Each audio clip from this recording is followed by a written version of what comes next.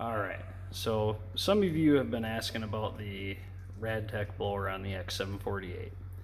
And in a previous video, I said I would do a comparison video between the two blowers.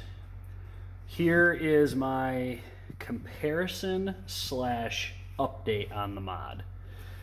So I've had a chance to use the blower a few times. We had probably a 2-inch storm that was more of a slushy, sloppy, nasty, wet, heavy snow. And the blower would clog a lot. And I chalked it up to the snow being super wet and everything else, and just never really thought much about it, and was just, obviously going to hope for more lake effect type snow. We got lake effect type snow, about 18 inches of it in total over a period of 2 days. And I've had a chance to really use the blower probably about 6 or 7 times now.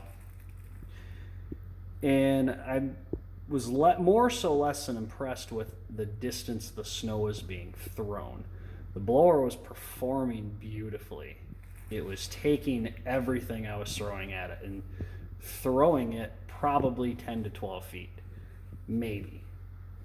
So I knew I had some type of a problem, and after doing some digging online and reading into these JD blowers a little bit more, like the chain and sprockets and everything, I discovered something. And so I Google searched a chain sprocket calculation and found this. This website is called blocklayer.com. Blocklayer.com. They also have a pulley, belt and pulley ratio calculator here. But this one specifically is for a chain and sprocket. And right here you can see the small teeth, or the small toothed sprocket on the Rad Tech that came with it is a 12 tooth. And that sprocket turning at 2,000 RPM, which is what the John Deere front implements are on these X series, would turn that 12 tooth would turn a 36 tooth, which is what that one is there. The chain links and all that that's just I guess that's your center distances here between here and here. That's how many links of chain and everything like that. So we're not going to get caught up in any of that info. Now, these are the numbers here. That green number is how fast the impeller is turning, which is significantly slower than 2,000 RPMs. And it's about 400 RPM slower than what I have. And I have to apologize, my garage is kind of a mess. It's about 400 RPM slower than what my current JD47 blower is turning. Now, why is that? Let's talk about that. This is off the Rad Tech. This is the small sprocket here. The small sprocket on the John Deere's is a 19 tooth. The large sprocket on the John Deere's is a 40 tooth. You can do a mod, you can put a 36 tooth on there and speed it up. Now, let's do that. I got to refresh this because this program is actually a pretty smart program. It won't let you do like just single digits. So if I do 19 and I change the RPM to 2,000 and I change this to 36 and I hit calculate, there it is. The small sprocket, the 19 tooth, is still turning at 2,000 RPMs. However, the large sprocket, the 36, is turning at 1,056 RPMs. Significantly faster. So, that is why the Rad Tech sucks right now. I guess, just to put it, put it bluntly. I mean, it does. So, did a little bit more looking online, and I thought, well, what I can do to curb this is I will order a John Deere 19 tooth small little stub shaft here, the same thing that's on the 47 blower, and I'll fix this. I'll get this thing spinning at 1056 RPM. Caveat, that little thing is $100 just from Deere. So I thought, well, I've been seeing a lot of guys talk about the enclosed parallel gearbox on their John Deere blowers. And I thought, well, for $160, you can't really go wrong. So I bought one. And I thought, well, I'll see if I can put it on there. And it dropped right in. I mean, it's pretty crazy, honestly. On the John Deere blowers, behind that large sprocket that's right here is a triangular shaped, bearing holder, just like this one here that was on the Rad Tech. And those fit down in those little holes there. You can kind of see the little silver thing there on about in the center of the screen there. There's 3 of them.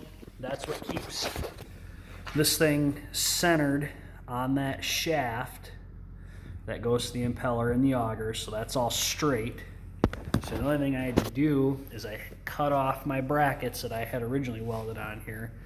I'm going to weld new brackets on and try this thing out. The nice thing with this enclosed gear case, it's an oil bath, so it's all oil in there. You don't have to adjust any of the chain or anything like that. Every season, if you want it, it's up to you on how you do your maintenance and everything, but every season just change that gear oil out. And if you look down in here, if you have one of these and you take that off, that chain is bigger than a number 40 chain.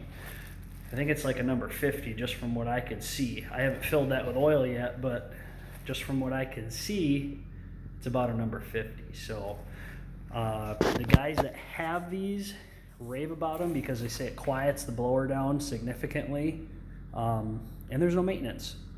Literally, you just change oil. So I ordered that from greenpartsstore.com, then use coupon code TTWT for free shipping, and got it delivered next day, which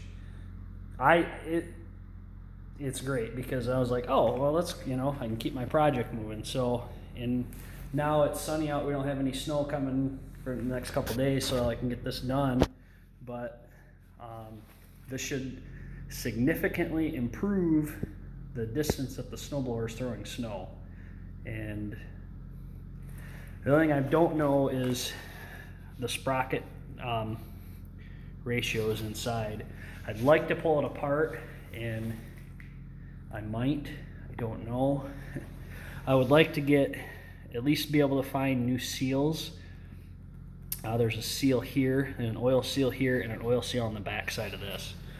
Deere markets this as non-serviceable, but the seals are pretty universal.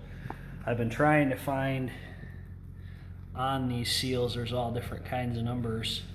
I believe this one here, oops, trying to look at it through my phone, that 25.4 times 52 times 7, that should be the seal size, the diameter and everything. So 25.4 millimeter here, 52, and then 7 millimeters deep. That should be that one. I can't find the other one on the other side, so I'm still looking before I start tearing this thing apart, because I want to see, I want to figure out the ratio of this thing. I want to see what this thing's actually going to do. So that is where we stand with the Rad Tech blower on the X748. I'm not right now, like I said, I'm not going to do a comparison video because, I'm going to put this blower on, then I'm going to use the other blower. The sprocket ratio here that I showed you on block layer, that's the comparison. I never even thought about checking the small sprocket on the Rad Tech before I even used it. It just never crossed my mind to check that, but now that I did, once I realized how poorly the snow was getting thrown, I had to do some investigating, and I'm glad I did. So yeah, but anyways, guys, that's the update on the Rad Tech on the X748. Hopefully get this done the next day or two and maybe try it out in the next storm. So all right, guys, thanks for watching. Appreciate it. Hope you enjoyed it.